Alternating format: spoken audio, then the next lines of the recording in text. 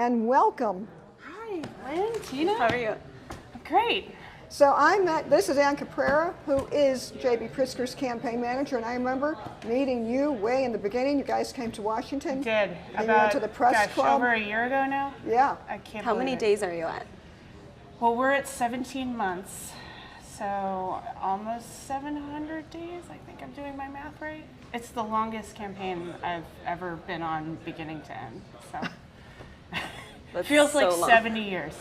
Well, let me do this. Since we ended Betsy's interview where she talked about the ground game Sure. and some stats, what are your stats? Well, we're really excited. I'm waiting for the dump today on what the early vote numbers were over the weekend, but we are, I mean, I know it's a cliche to say in campaigns, but we're seeing long lines, we're seeing a lot of people out. We had over 1 million people vote early by the end of the day on Friday of last week, and we think that number is going to be significantly higher when we look at Saturday, Sunday, Monday, which are 3 of the heaviest days for early votes. Does that favor Democrats, you think, this giant turnout at the polls right now? We do think it's favoring Democrats. I mean, we have a crazy model that looks at, who's voted and where do we think they fall on the spectrum, and we do think we're winning the early vote right now. Well, that's great, but you got to win the final vote. I But let me agree, ask Lynn. you, I'm not taking anything for granted. do you have how many door knocks? How many texts? Do you have numbers like that? Well, over the weekend we did over 300,000. Now I want the total. I don't want it broken down. Do Well, you know the whole schmear? 300,000 door knocks Yeah. from the weekend, over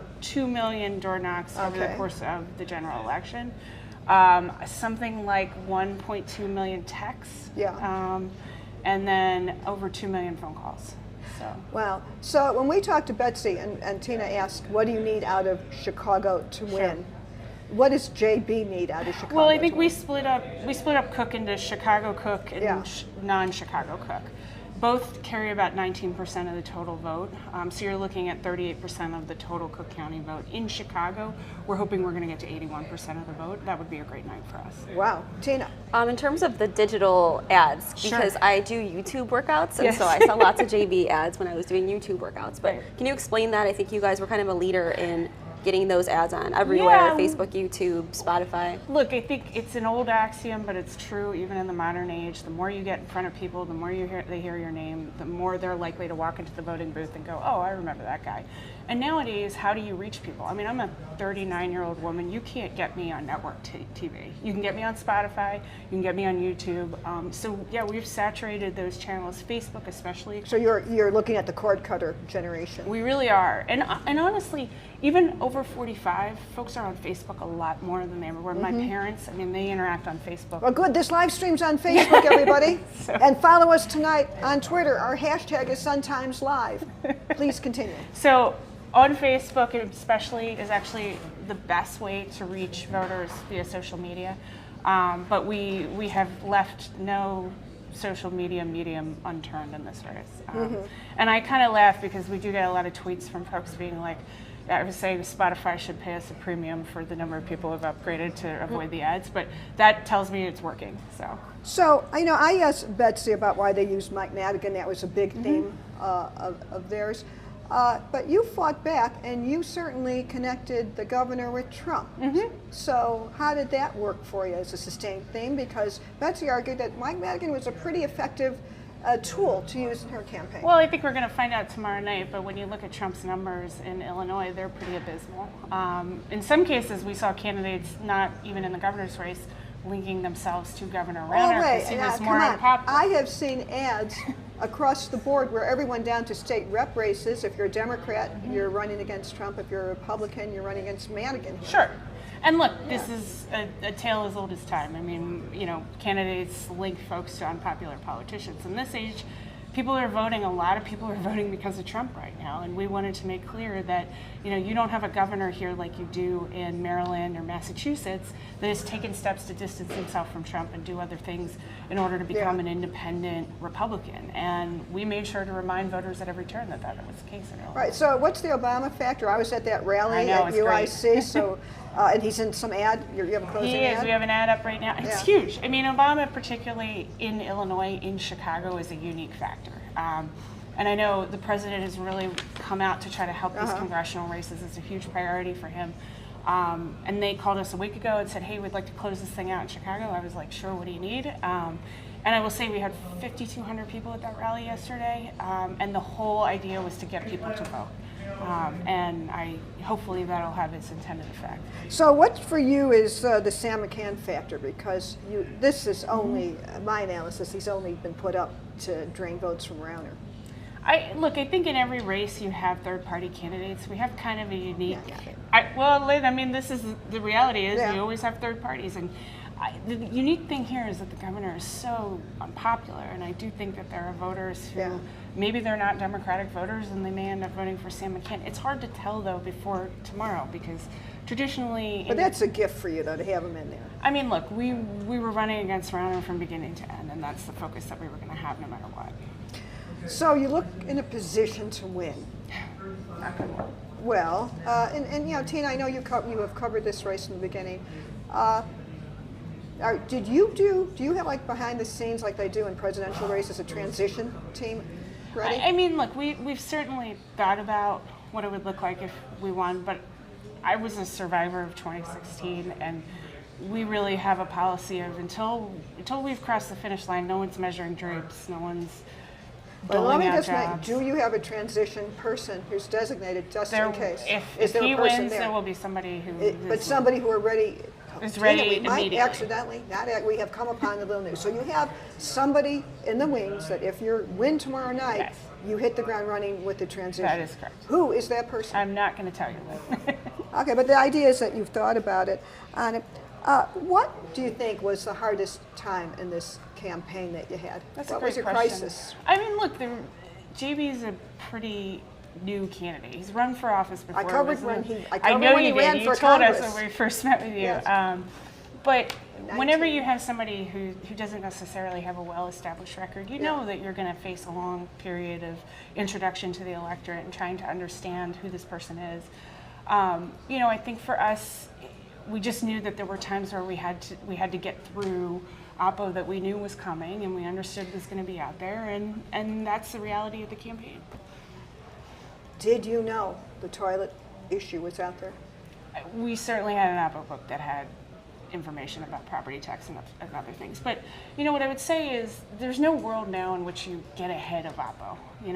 It is what it is, and there's certainly so many outlets that are going to write on something. You just have to be ready for it when it comes. And I would say the other piece of it is have enough of a perception about how the voters view something versus how you view it inside the bubble. And sometimes that means polling and focus grouping. Sometimes it means just talking to a civilian who's not sitting in a campaign office 24 hours a day. Let me just, so for our viewers out there, we're talking with the campaign managers of J.B. Pritzker and Bruce Rauner, but there are 4 people running. We have Libertarian Jackson, and we don't have his campaign manager tonight, but we have talked about Sam McCann, who is the state rep from downstate Plainfield, who is a factor now. Plainview. Plainview. I'm so sorry.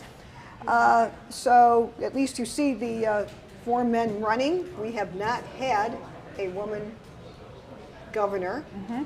We're getting there with women campaign managers we're going to have at least. A female lieutenant governor, though. Well, in either case, we will have a female senator. So those are governors. So this is at least the lineup of people running. It is interesting that McCann is running under the Conservative Party brand on it, though he is bankrolled by Democrats. So what do you think is the best ad that you had? Was it a negative ad or a positive ad? It was a positive ad Which by one? far. It was the one where JB was talking about his mother. Really? It was a very unscripted moment. The way our advertising firm actually films their ads is they usually sit down and do interviews with candidates and kind of see what comes out of that. And that was one of those moments where they were just talking to him and he started talking about his mom, and that ad purely came out of that. And as soon as I saw it, I said, oh gosh, we got to get this on TV. But it's my favorite ad by far. Did you have to fight the perception, and I'm sure, and we're in the final minutes, I think Tina has some other questions. Sure. But did you have to fight? Here it is, a guy who has more money. He's one of the richest people in the world. He's privileged. Okay, the worries that people, like everyone in this newsroom, have, like if I lose my job, if my savings are wiped out, if I get sick, I'm ruined, or my family members. Did you have to really figure out a way to just not make him seem, you should forgive me, entitled? Absolutely. I mean, look, I think everybody goes into a campaign with preconceptions about a candidate. We knew, based on JB's background, he's been very fortunate in his life, how people were going to perceive him. I had one strategy on that from the very beginning. Put him in a room with voters constantly. And I told him when I first started working for him, particularly when we were looking at that primary, you're going to have to go everywhere and talk to everybody. There's not going to be a room that you can be unwilling to walk into, a person you're unwilling to talk to, a meeting you're unwilling to take. And he embraced that. You guys have both met JB. He loves talking to people. He loves going in a room, shaking hands. He is the ultimate retail politician. We started this campaign at the very beginning. We put him at L stops for a long morning to kick it off. Nobody really knew who he was at that point in time. And it was almost a test for me, too, to see how he would handle this, because some candidates do that kind of thing and they hate it.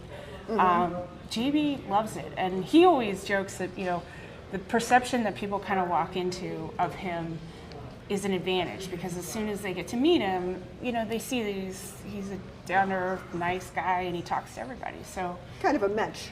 He is. Yeah, that's the persona that you wanted exactly there. So we have a few minutes left. Tina, fire away. I think I've told him that before, and I've written about it before, that he does not talk like a billionaire. He doesn't. He doesn't. And actually, neither does Penny, his sister. She's very down to earth. They're too, both who is a former cool, Commerce fun Secretary. people. I'll tell you one fun story from the trail. The weekend before the primary election, we were at Old St. Patrick's for the mass In that L-Town? they have. Oh, near. Exactly, Yeah. and I'm Catholic, he's Jewish, and so, which we joke about a lot, and we're right before the Mass is about to start, and Chris Kennedy was sitting directly across from us in the aisle, and we were running against him in the primary, obviously, and I leaned over and said to him, make sure that when the sign of peace comes, you shake Chris Kennedy's hand, like make sure you get up and walk across it. He goes, great, absolutely, I'll do that. And then he leans over and goes, what's the sign of peace? And I said, so I explained to him, What is the sign of peace? well, at the end of a Catholic Mass, the priest usually says we offer each other the sign of peace. You shake a hand or, you know, embrace somebody near you. It's a 30-second to 1 minute thing, and you usually kind of hit all the people around you.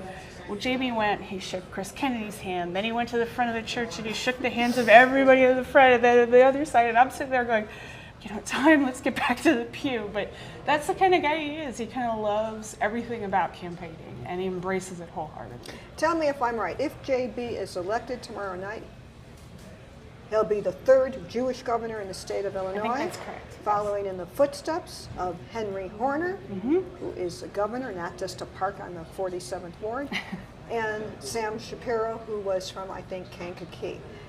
Anyway, we have another panel teed up to go. Thank you for coming. See you both tomorrow. We Do will my have best. We'll be doing this, but I will do my Pat best. Brady.